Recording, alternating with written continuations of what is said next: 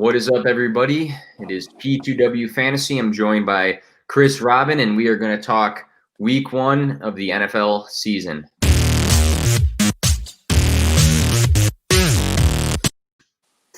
I'm advanced now. I got a 3-second clip added into the live streams. That's how we know that getting a little bit more big time these days, I guess. But that's fantastic. You and me both. I love it. Growth and support. Absolutely, as always.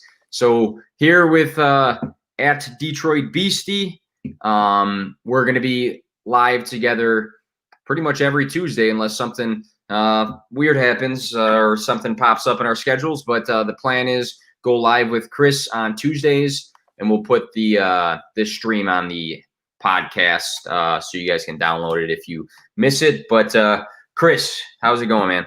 Fantastic. Thanks for having me. Normally, when you have me on or somebody else has me on, I say it's a long time coming. Thank you. But we've grown close these last few months.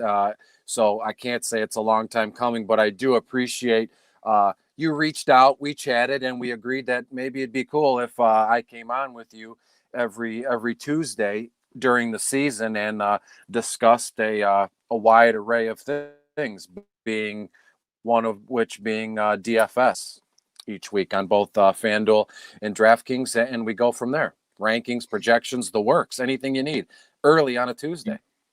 Yep, and I mean, from a financial standpoint, it was a good investment to get you on here. It took some negotiations between our people, but no, all good. So I thought our schedule tonight, real simple.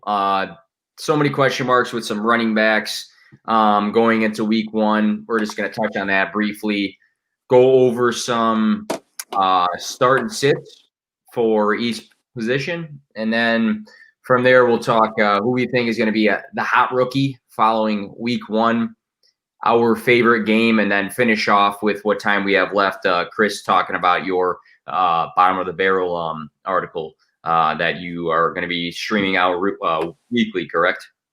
Absolutely. It'll be published every Monday. So in turn, we publish it Monday, we talk about it Tuesday, and it's out for a full 5 to 6 days for the people to read and eat up before they set their lineups on Sunday mornings. Perfect. And just got to make sure I show rocking the Austin Eckler jersey today.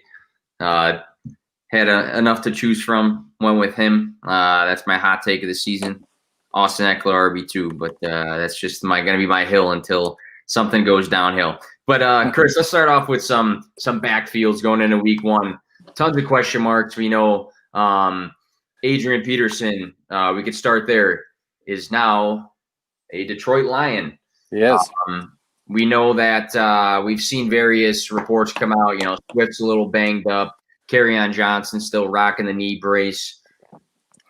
With Detroit, who do you foresee maybe taking week 1 the majority of the snaps, or how is that going to be divided? And do you start any of those guys?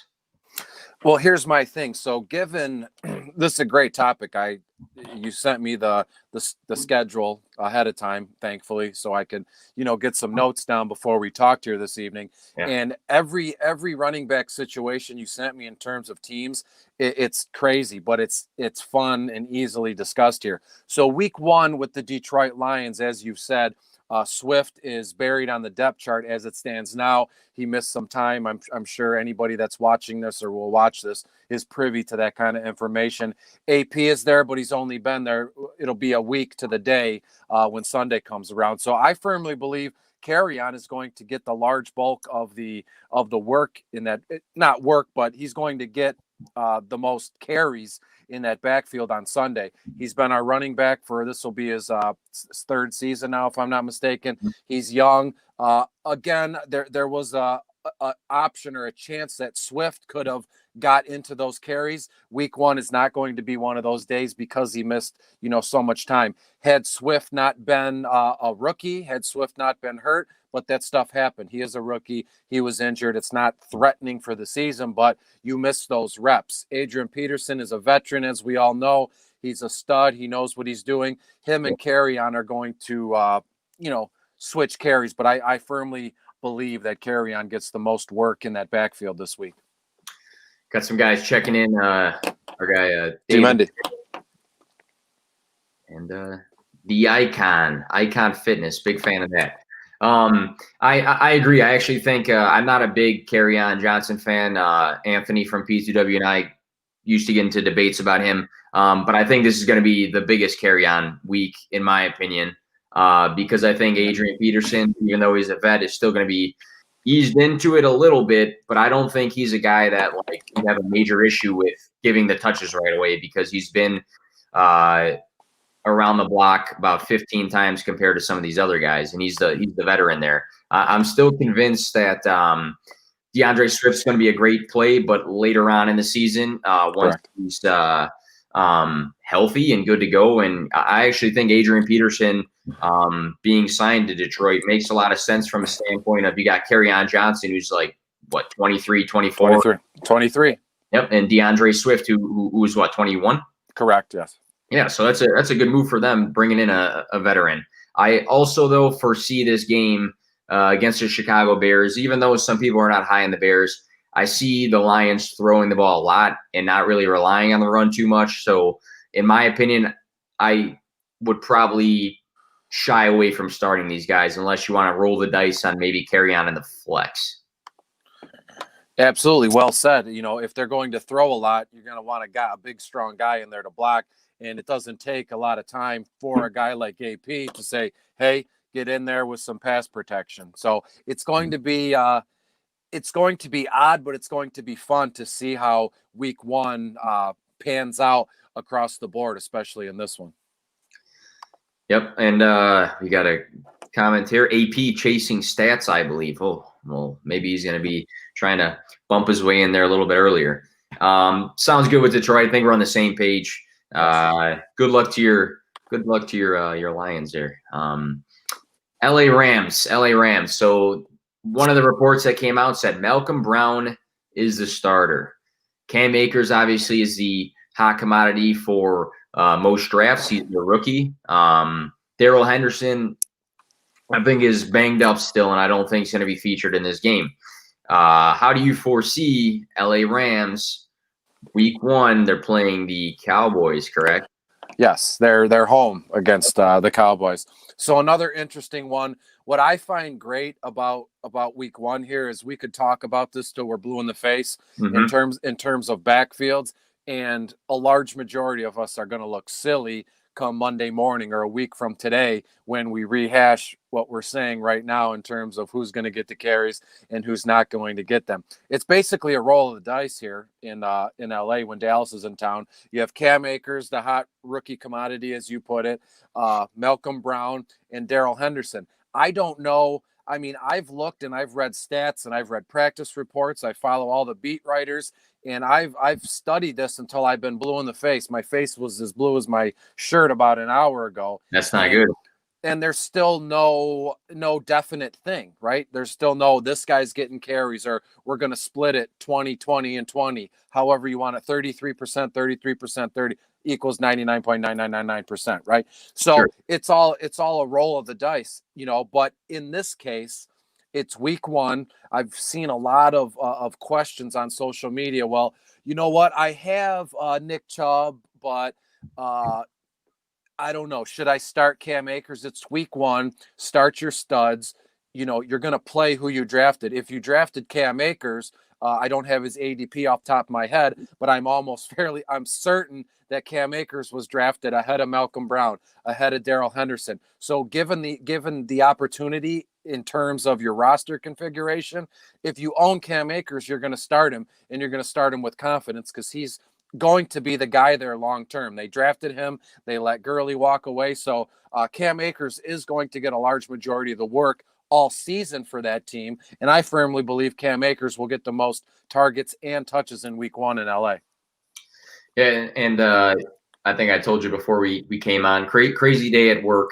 Left majority of the notes, but I do remember off the top of the head, looking at last year, I thought it was interesting when the Rams played the Cowboys. Todd Gurley had 11 carries, and I think he led the carries. So playing the Cowboys, who some might see as a team that's going to be tough this year, I wonder how many carries there actually will be, especially if it turns into a bit of a shootout. We know Jared Goff statistically over the last few years has been one of the top like 3 to 5 guys in passing attempts. This might be one of those games where he's going to throw the ball a lot, and the running back might have to fall into the end zone for those points in fantasy. So I know we're getting into some starts and sits. Cam Akers, Malcolm Brown, for me, we'll touch on some more guys later, but I think I'm going to avoid them just because of the uncertainty for one. And then for two, I think the game script for the LA Rams is going to really involve the passing game versus, hey, we're going to run the ball, unless they're in a good opportunity in the red zone there. Absolutely. I was under the assumption, given the question, I had to pick one to start. I mean, I'm not going to start any of them given the draft capital, let's say, that I paid for Akers. He's probably my RB3 or my RB4 on my team. If I'm stuck with Akers as my starting running back on my fantasy teams in week 1, I'm probably in trouble to begin with. But I agree with what you're saying here. Dallas they're on the fast track to, the divisional playoffs, to the NFC Championship game. Who knows? So LA has the parts and the pieces in terms of the passing game to hang with them. But when it comes to the running backs, I'm steering clear. Speaking of steering clear, we can just be brief about this one. Yes. The Jaguars, week 1 against the Indianapolis Colts. Are you going to roll the dice? You're going to take a dart throw on anybody in that backfield? Absolutely not. So given what they have now, they have James Robinson, the rookie, who when the depth charts came out yesterday, I believe in the evening this time yesterday, they listed the rookie James Robinson as their RB1, and then followed behind him was Agzibo, right? And Chris Thompson is there. If I got that correct. Raquel Armstead is back on the COVID list, so he's not going to be a factor in this game.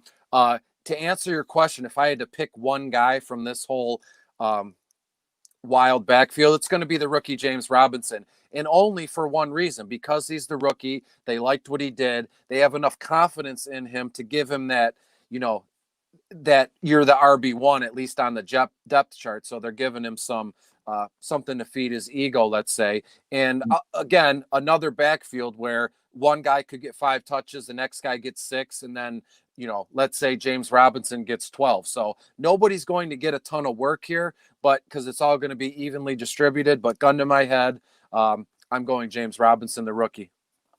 Yeah, I think if I really, really was in a pinch, maybe I am dealing with some injuries and I need somebody in the flex position, I think I might take a chance on Chris Thompson in a PPR format, just hoping that he's involved in the passing game right away because they're going to throw the ball a lot. And I think the Colts are going to beat him up a bit, to be honest with you, week 1. Some people think there might be an upset there, but I think that'd be my dart throw there. Just thinking, hey, maybe Thompson can walk away from this game with 6 catches somehow.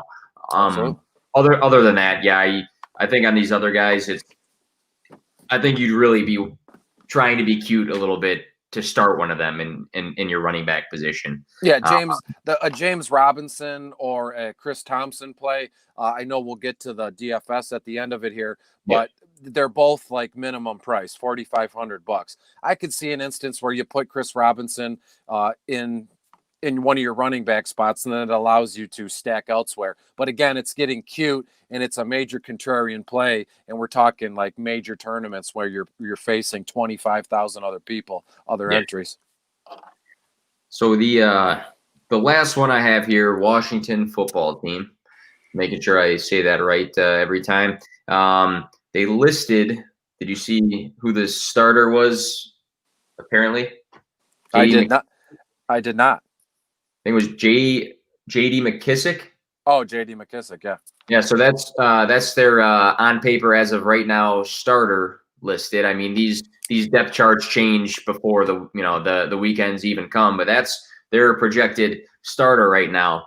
How do you see Washington week 1 in the backfield? Do you see anybody being successful? Do you see one guy getting a majority of the touches? I know there's a lot of hype for the rookie Antonio Gibson, obviously, but what are your thoughts here?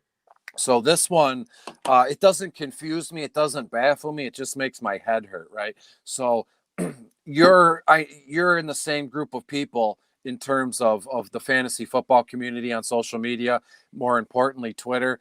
And it's just been nonstop toxicity. This guy, that guy, my opinion's right, your opinion's wrong. And you got four guys here, McKissick, Gibson, Love, and Barber, right, that are going to be dressing, that are going to be starting here.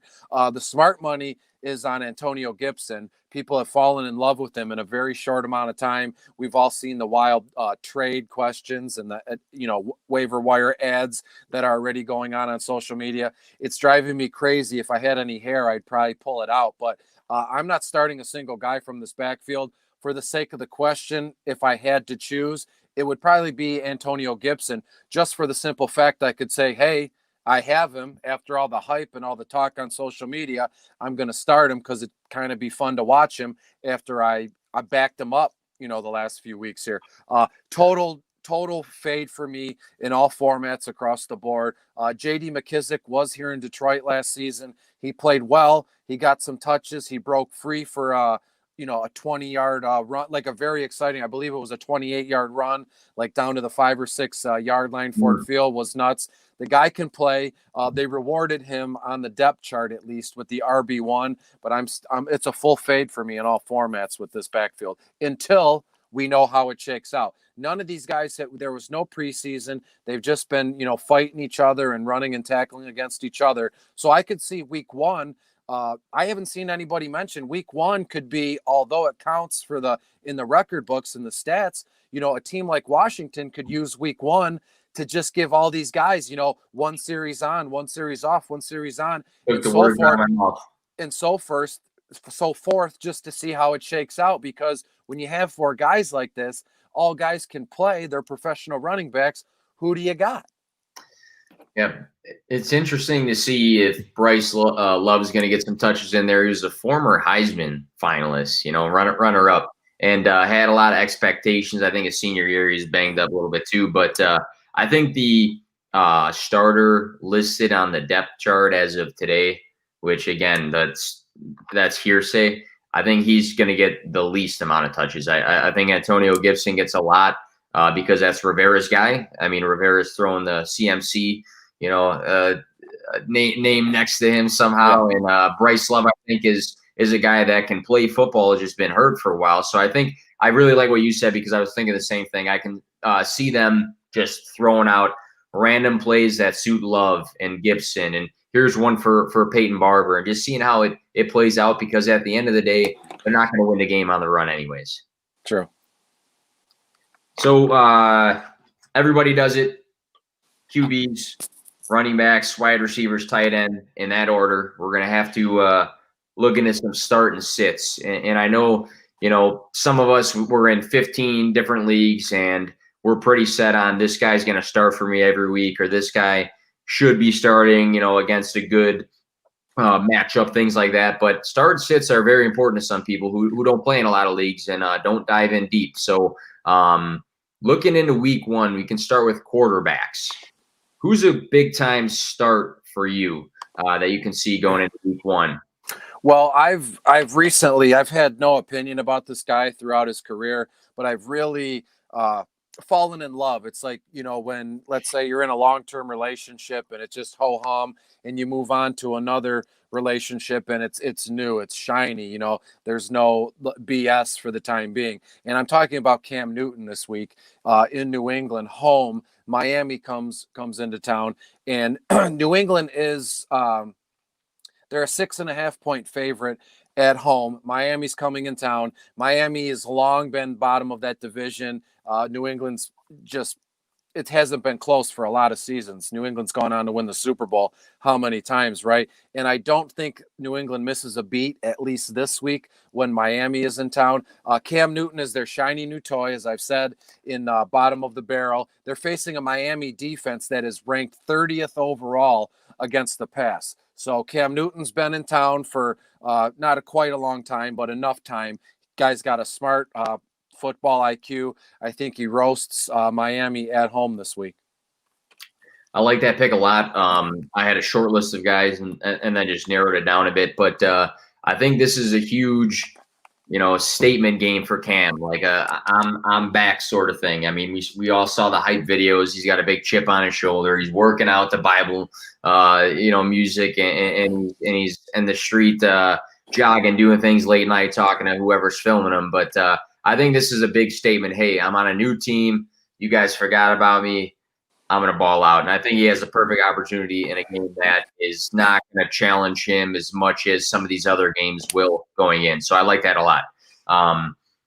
I wrote down for mine, I wrote down two different guys, and I juggled it a little bit. But I'll start with Big Ben. I think Big Ben historically has been a guy that's a big-time gunslinger, which is played out pretty good in fantasy.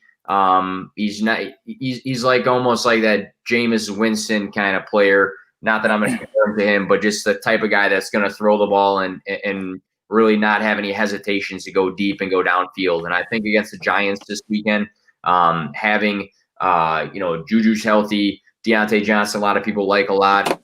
James Washington and Claypool might be in some sort of mix there, and then Eric Ebron's there for some potential red zone targets. I like Big Ben against the Giants because I think the Giants are really going to push them.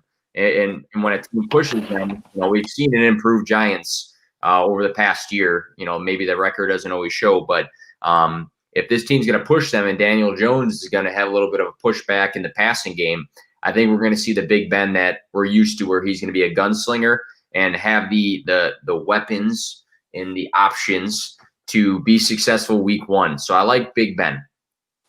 Any objections there? Absolutely not. I firmly I stand with you on the Big Ben start. I'm not a big Tyrod Taylor guy.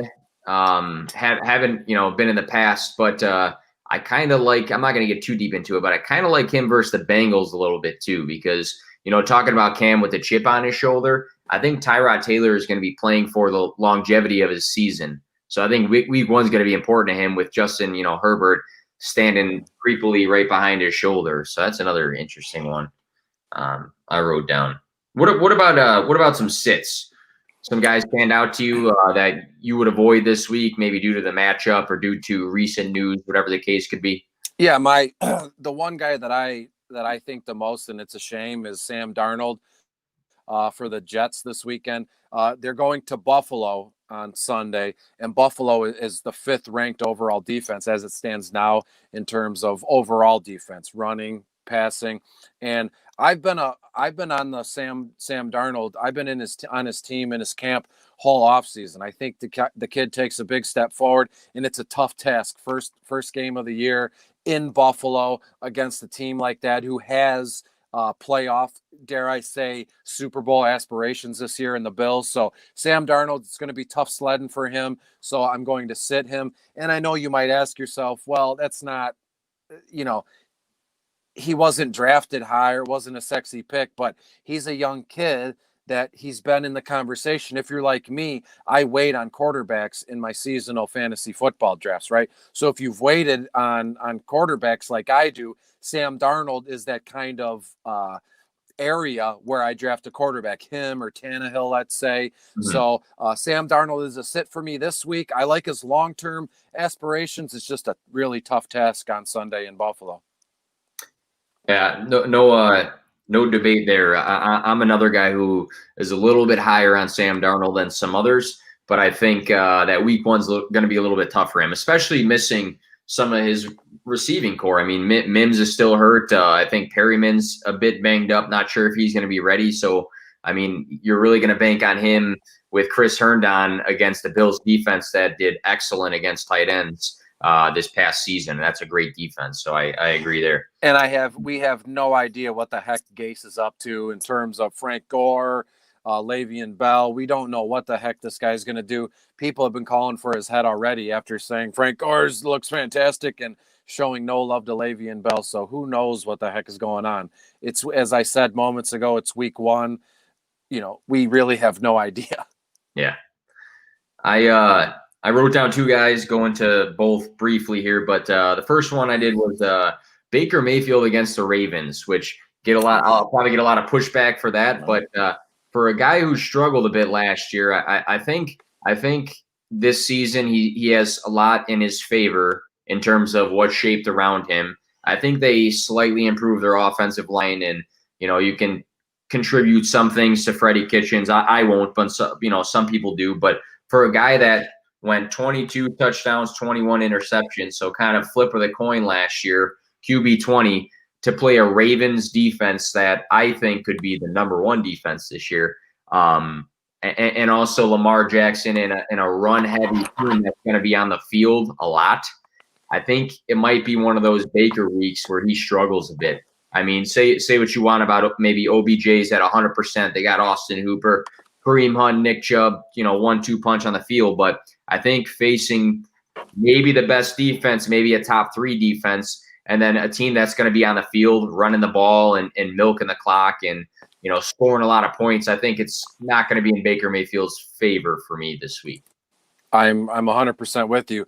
Looking at my week 1 rankings, not projections, just my rankings, I find him hard pressed to get out of the, I have him around 19 or 20 overall in terms of my quarterback rankings this week. And I don't know how I missed it in terms of the question, prior to the broadcast, but that's even tougher than Darnold and Buffalo this week to me. As you said, I couldn't have said it any better. Buffalo is very strong on both sides of the ball. And I think they're going to, try and hang their hat on their defense. That's long been, their go-to. So having such a stud dynamic quarterback like Lamar Miller, they're not used to that. Let's say they love it. They're going to run with it, but they've always hung their hat on a stud defense, and it only got better in the draft this season. Yep. So I think we're on the same page right there. The other one, what's your thoughts on this? So I'm just going to let you know what my thinking was and tell me if I'm off, and we can just be brief about that. But we already talked a little bit about the Colts versus the Jaguars. What do you think about Rivers being a bit of a sit, even though he's playing what a lot of people will say is an easy defense? My mindset is that the Colts are going to be very manage and win game orientated, and now we have a stud rookie, Jonathan Taylor, but also Marlon Mack, who I don't think they'll be afraid to run into the ground. You're an IDP guy. They have like studs on that side of the ball between Darius Leonard and other guys. That's going to be a team that I think, playing a Jaguars bunch that might be struggling, maybe Rivers is going to be a big-time game manager week 1 and rely on the run versus having to chuck the ball downfield against a Jaguars team that, is probably banking on Trevor Lawrence at this point or something along those lines. But what's your thoughts about game script for Phil Rivers? To me, Phil is a start for me this week. Okay. in terms of DFS, he's cheaper than most. He's in the bottom percentage in as far as quarterbacks are going. But in a real life sense, Indy they're giving Jacksonville 8 points, and some people, they don't pay too much mind to the over unders and the projections in terms of games. But I use that a lot in terms of my seasonal fantasy, starts and sits and projections on a per game basis. I think Phil Rivers is good for 2 touchdown passes on Sunday, maybe even 3, right? They get up a couple touchdowns, and then, you mentioned game script. They get up a couple touchdowns right off the bat, and then they feed Taylor and Mack the rest of the game. Get in an odd way, just talking as I'm thinking, in an odd way, let's get up quick, and then let's let the boys, let's let the running back guys, figure it out, see where they can fit in. So look for Taylor and Mack to get each 10+ touches after Rivers gets them up. Safe to say big, 17 points by the third quarter. I could see both routes there, and I think that's cool to think about, that you can really see it one way or the other. But yeah, all right, so that's quarterbacks. Let's go to running backs, and I'll start us off with my start of the week here. I like Josh Jacobs versus the Carolina Panthers. I think the Carolina Panthers is another defense that is going to struggle this year. I like Lynn Bowden departing the Raiders as a guy who rosters Josh Jacobs. I thought that could have been a guy who was going to be a sneaky pass catcher for them. I think Josh Jacobs is going to show us that Gruden is not BSing with his talk about getting him involved in the passing game.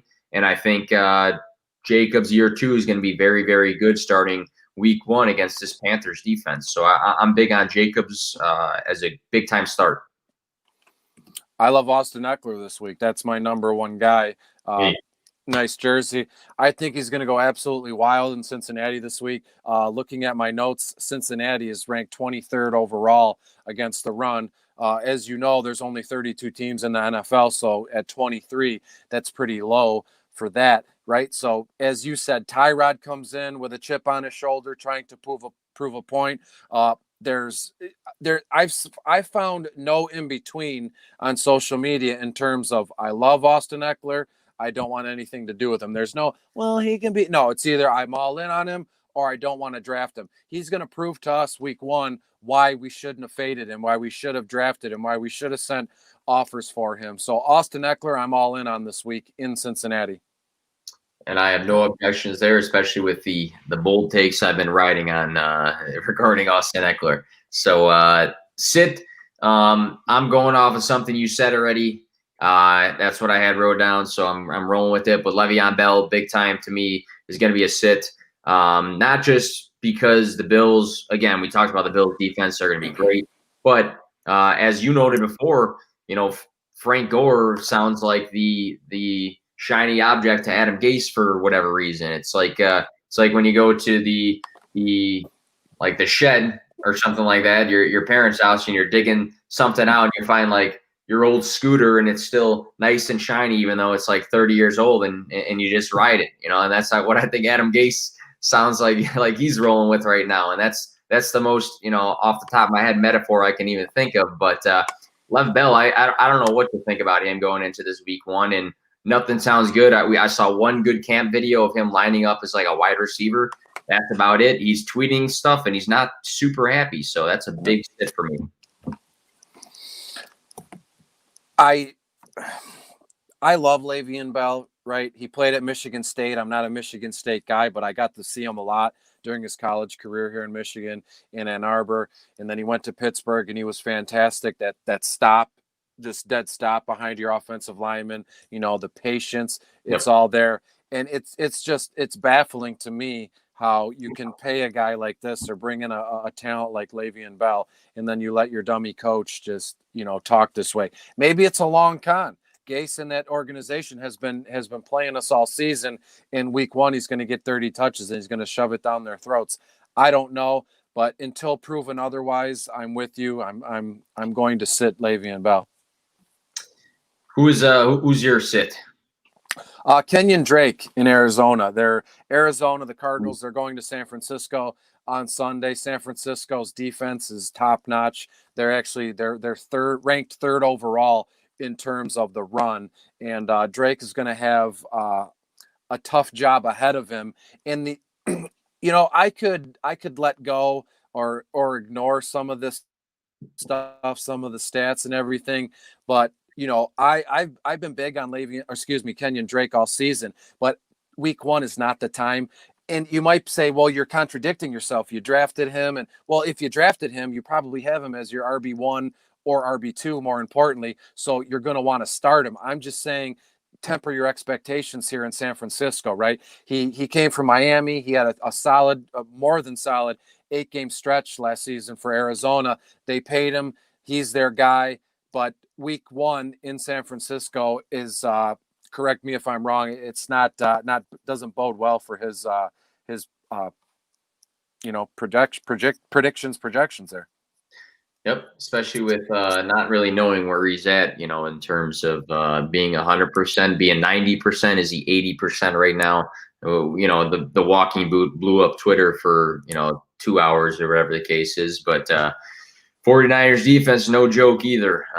It'll be interesting to see how the Cardinals operate week 1. Jumping over to wide receivers, give me there's an infinite amount of guys we could be talking about right now, but give me a start or two, whatever you want to talk about. So the game I'm going to mention, I'm starting any and all people from the Seattle at Atlanta game on Sunday. One guy who's a huge start for me is DK Metcalf.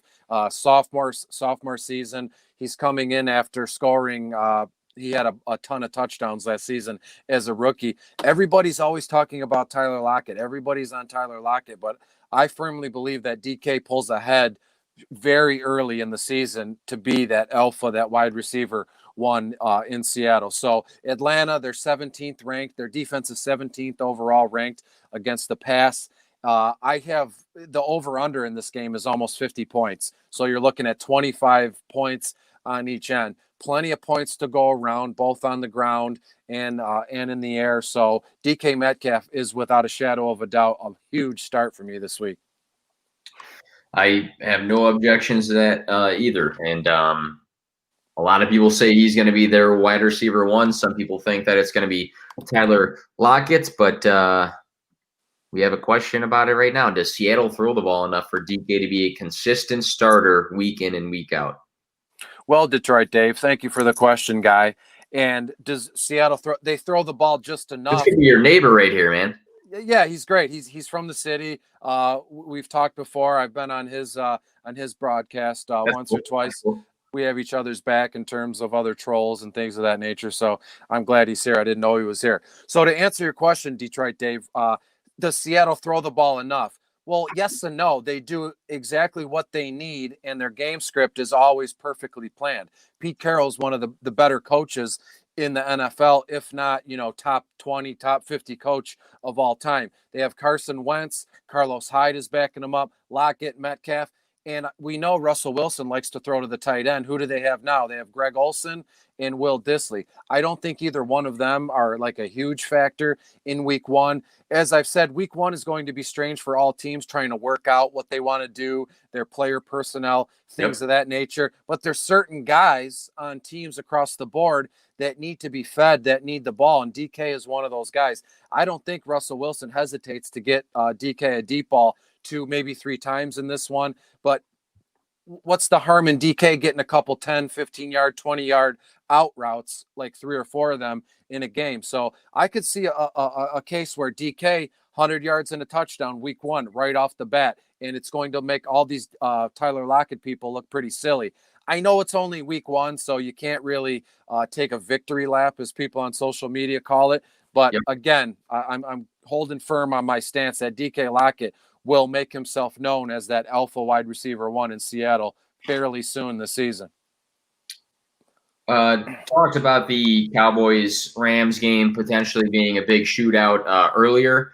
And when I think of a game that's going to have a lot of passing attempts, and I think about having a large focus on 2 guys with that third guy maybe seeing a ton of freed up space, I like CeeDee Lamb this week. I think he is going to be very sneaky in the sense that it's going to be his NFL premiere. Again, we all love rookies, and he particularly wasn't my rookie wide receiver one out of this class. But I think each week it might not be the case where you're going to start CeeDee Lamb.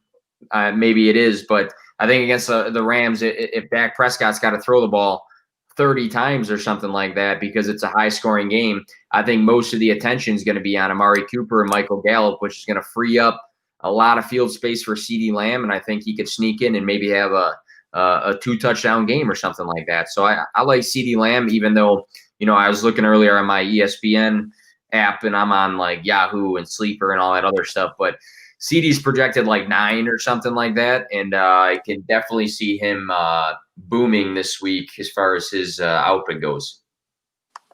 Fair enough. It's a nice strategic move there, right? Because, like, as you said, everyone's on Amari Cooper. They're on Gallup. Those are the 2 guys that everyone wants. I mean, we both know that CeeDee Lamb, he's no secret. He was drafted in the top 10 in terms of rookie drafts, and even in seasonal drafts as early as round 5 and 6, let's say. So he's one of those guys where obviously he was drafted in 100% of leagues, but if you own CeeDee Lamb, if you did it right, you own a bunch of other guys that deserve to be started more, wide receiver 1s and 2s that you're more comfortable starting. So a guy like him, a lot of people, they're going to leave on the bench and like the wait and see approach. Let's see what happens and go from there. Maybe week one, right off the bat, get him in your starting lineup, and then you never have to take him out the rest of the season. Yep. Got Trey here. What is up, fellas? Love the show, Nick. Appreciate that, man. Good guy right there. The other guy I wrote down, just because I can see him having a big, like 8-9 catch game, is Terry McLaurin. I like Terry McLaurin a lot this season. And on a team that we still have no idea who their wide receiver 2 and 3 is their tight end going to be good? Terry McLaurin is going to have a huge target volume, especially early on, until they really develop who's the next set of pieces, I think. So especially with that shortened offseason, I think it's going to be tough for them to really establish who else is going to be very involved consistently in that system. So I'm with you there. Terry's going to see a ton of offensive snaps. It'd be hard pressed for him to come off aside from, when they're punting. He's going to be on the field for, 80% of the offensive snaps in the first game. He might be on for 90-95% of the offensive snaps. And we know in terms of fantasy football, opportunity equals production, and they go hand in hand. So Terry's going to be on the field a ton. As you said, who do they got? Steven Sims, Dontrell Inman, the rookie, Antonio Gandy Golden. Yeah. So he's the guy there. I love that pick. All right. What about a sit this week? Who's somebody that you would maybe hesitate plugging into your lineup? I don't like any of the Miami Dolphins wide receivers. So more importantly, Devontae Parker, he missed some time recently. I really didn't read up on it. I do believe that he's going to start this week, but they're in New England again. Last season, that's really all we have to go on. So New England is ranked first overall in terms of team defense as it stands now. So I don't see Parker and Preston Williams, even Mike Gesicki, getting a ton done there this week. Again, New England is a favorite. They're projected to score about 25, 26 points, where Miami is only at about 15 or 16 points. So who do those go to? Is it switch between Howard and Breida? So Devontae Parker, he's a sit for me this week. The funny thing is, and we touched briefly about maybe some notes before, but I actually wrote down Preston Williams as mine. And the reason being is that I actually like Preston Williams a lot, and I think he's going to be one of those second-half studs. But I think it was week 9 or 10 last year with that ACL tear. I don't foresee him being 110% ready week 1 of this NFL season. I think he's going to be on the field a lot. I think there's a chance he can have a decent game. But, rehabbing and being in an NFL camp versus being on a field where it's an actual game week 1, we're going full at it, all in, all out sort of thing. I think Preston Williams coming off that knee injury, I don't see him being like the elite guy we saw at glimpses last year with the target share that he will be maybe later on in the season for Miami. So I know we're, talking about the same sort of thing right there, but both instances make sense to me. Let's move on to the tight ends. I wrote down as far as tight ends going, it's in our favorite conference over here, but I got Irv Smith Jr. against the Green Bay Packers. And the reason I have Irv Smith Jr. is not just camp talk, but the camp talk's been good. He's been lining up pretty much everywhere, not just tight end. He's been lining up outside a little bit. We saw last season as a rookie, he almost split with the catches and the targets with Kyle Rudolph. There's reports saying they want to involve him more. But more so, the reason I like him a lot week 1 is because reports came out from camp, and it could just be camp talk, but BC Johnson has been outperforming Justin Jefferson. So the fact that Justin Jefferson is not the clear-cut wide receiver 2, I don't have any faith. No offense to BC Johnson, but I don't have tons of faith in BC Johnson. So if it's like a toss-up game 1, BC Johnson, Justin Jefferson, they're both going to be on the field here and there. Neither one's going to be a main target. I think that just screams to me, hey, Adam Thielen, Irv Smith Jr. are going to get a lot of targets week 1 just because that offense is comfortable with them too. And before I keep going here, when is Chris going to start wearing jerseys from Anthony? As soon as the check clears that you sent me for for our agreement in our contract that I'm on every Tuesday night here. Well, So once the check clears, I'm going to purchase a few. If it's from Anthony, though, you're probably gonna have to rely on getting like a youth like large or something like that. It's a little bit different of a budget right there. But Okay. yeah, so Irv Smith Jr. is my big time start for me. Sure. So my start, big time for me, is Dallas Goedert for Philadelphia this weekend in Washington. Agreed. Again, the Washington football team, they project to be really bottom of the barrel here. Not a play on my DFS article, but they're not going to be good. And Dallas Goedert was one of my what's the word I'm looking for? One of my best kept secret, let's say. I had a conversation with people on Twitter months ago saying that Dallas Goedert is going to be that tight end one in Philadelphia before no time, and people raked me over the coals for it. Now look what's going on. They don't want to pay Ertz because he's older. He's got a lot of tread on his tires. I said this months ago, and I'll say it again here. They're going to get Dallas Goedert in there a lot more than people think in two tight end sets, even maybe flank him out as a wide receiver. They want to see what they have they already know what they have in him, but they want him to get more familiar. They want him in game action so they can feel more comfortable letting Ertz walk. I know we're talking on a week one basis, but long term, you have to think big picture sometimes to focus on a short term basis. So Goedert this week is a full go for me, and I'm not thinking twice. Yeah, I wouldn't either, because I think right now the wide receiver 1 and the wide receiver 2 is him and Zach Ertz.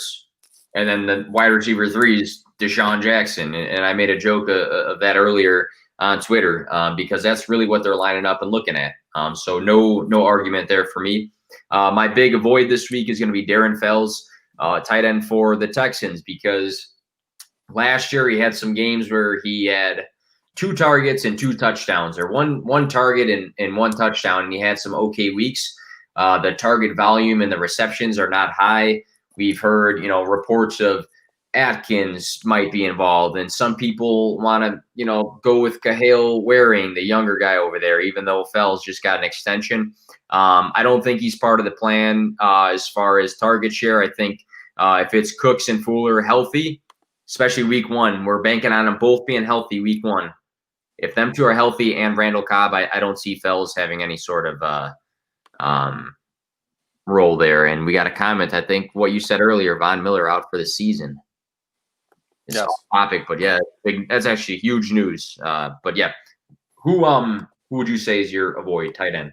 Evan Ingram this week for the Giants. They're playing just in front of me here. They're home against Pittsburgh.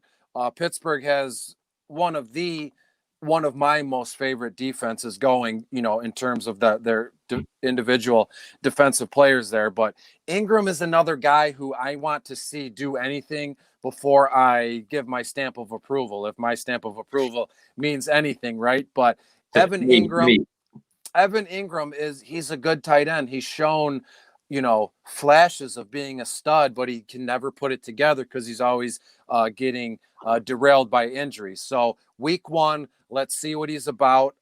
This isn't like a full fade for me with Evan Ingram. This is a personal issue. Let's say I'm sitting him until he proves that he is what everybody says he is. Got Mike jumping on. Says, what's up, Nick and Chris? You guys are awesome. And he loves the Goddard take. All right. What's up, Mike? Thanks, Mike. We'll go into these last 2 topics briefly here. We've all been talking about rookies in very different ways. Some guys weigh some rookies like Edwards-Helaire is going at an elite level in drafts, number 6 guy off the board in startups and things like that. I think I skipped one, and you skipped over mine. Love you guys. Keep grinding. Appreciate it, brother. All right. So a lot of us have different takes on rookies. Rookie fever is a thing for a lot of people. I'm guilty of being very high on some of these rookies. It was a great class, one of the deepest wide receiver classes in a long time with some stud running backs. Joe Burrow, Tua, there's a lot of big names. Week 1, at the end of week 1, who do you think is going to be the hot rookie following the week. Just no surprise. It's going to be Jonathan Taylor for me, playing home against Jacksonville. I think they give him some run, and he proves to us why he was drafted in our fantasy drafts, pretty high in rookie drafts, a top 3 pick, right? And then in our other seasonal overall drafts, he was a 3rd, 4th round kind of guy when all was said and done. So Jonathan Taylor, and not to skip ahead, but that game might be my favorite one of this week, Indianapolis and Jacksonville. Okay. All right. I'll say mine after. It's not the guy I pick, but I'm going to go with Jerry Jeudy. I picture him against the Titans, even though it's a tough group. I picture him having like an 8-9 catch game. I think he got an early connection with Drew Lock. I know Cortland Sutton is being a little bit slept on right now, but I can see Jerry Jeudy having a massive week 1. My favorite game, I think, is just going to be the Tampa Bay Buccaneers versus the Saints. I think it's going to be interesting to see, Tom Brady versus Drew Brees, probably for the last time ever. Due to the circumstances of maybe Brees being on his last season or, schedule come next season. But I think you're seeing 2 Hall of Famers go at it maybe for the last time. So that's going to be my favorite game of the week. How about a headline following the week? After the week, this is a big headline on Twitter, ESPN. It's on the Sleeper app. Give me one. Let's say James White carries the load, drowns the Dolphins. He's going to go absolutely nuts this week. James White. I'm gonna go out on a limb and say 3 total touchdowns, 2 receiving, a rushing touchdown, 100 yards. Cam Newton finds his toy like he had in Carolina with CMC. It clicks and it happens really quick here for those 2 in New England, and James White just delivers. I like it. Mine's going to be Big Ben and Juju connection is back. And I think week 1, Juju had such a bad year last year. He was hurt. When he was healthy, he had me and you throwing him the ball, so he wasn't very good either.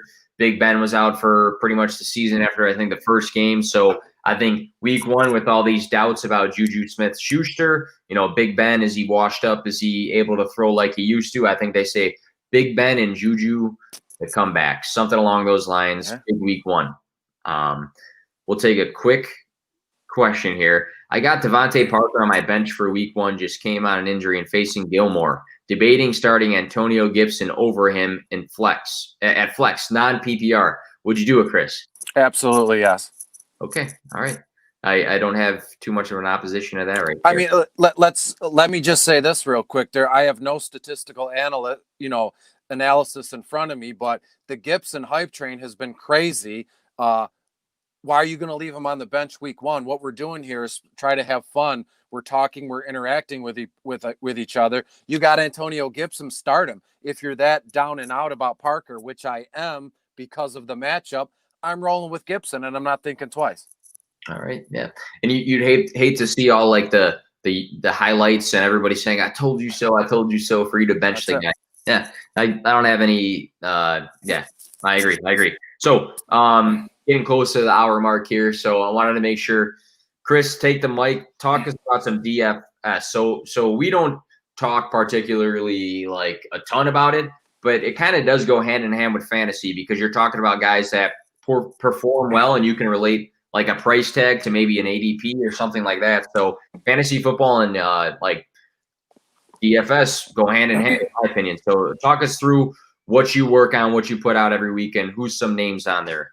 Sure, absolutely. So my big DFS article throughout the season will be, it's called Bottom of the Barrel, just like Hot Pucking Stacks was for NHL. Bottom of the Barrel is that same thing for NFL here. Bottom of the Barrel was that where it all started for me. That was the first DFS article I ever wrote and had published and picked up steam and had followers. And it's fairly simple. If anybody, plays DFS both on FanDuel and DraftKings, there's a cap. In terms of football on FanDuel, you have $60,000 to, put a team together.